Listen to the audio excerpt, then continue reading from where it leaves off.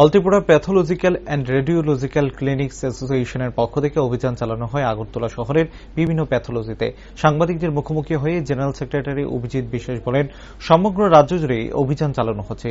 এরই সাথে শনিবার আগরতলা শহরে এই অভিযান চলে। অভিযান চলাকালীন দেখা যায় অনেকেরই অবৈধভাবে ব্যবসা চালিয়ে যাচ্ছেন। তাদের দাবি সবাই যেন বৈধ নথিপত্র নিয়ে এই ব্যবসা করে। এই অভিযানের পর যদি তারা বৈধ কাগজপত্র না করে তাহলে আগামী দিনে তারা আরো বৃহত্তর পদক্ষেপ গ্রহণ করা হবে বলে জানান তিনি।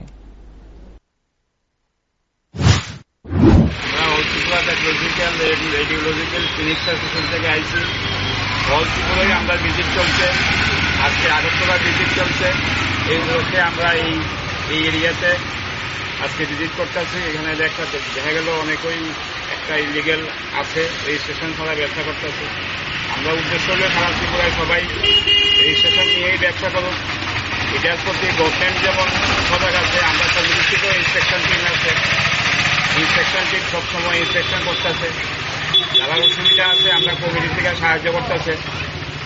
হ্যাঁ, যারা অবৈধভাবে করতেছে এরা যদি আমরা কথা এরপরও না শুনে যে রেজিস্ট্রেশন না করি এরা ব্যবসা করবো, তাহলে আমরা অথরিটিতে জানাবো। অথরিটি ব্যবস্থা করতেছে। কিছুদিন আগে অথরিটি বিভিন্ন লেভেল শাটডাউন করাইছে। এই কারণেই আজকে এটা অনেক লেবিতে দেখা গেছে কাগজপত্র নাই, কাগজপত্র বিহীন ব্যবসা করতে। তো তাদের বিরুদ্ধে কি ব্যবস্থা কি হবে? তাদের বিরুদ্ধে আমরা কয়ে গেলাম, আজকে কয়ে যাওয়ার পরে যদি না করে আমরা এই মাস দেখুন, এই মাসের পরে আমরা সিএম অফিসে অথরিটি আছে, অথরিটি জানাবো। অথরিটি তারপরে এরা লিগ্যাল অ্যাকশন নেয়। সবসময় আপনার পরিচয়টা? Abhijit Biswas, general secretary, all Tripura pathological radiological clinic association. Thank you.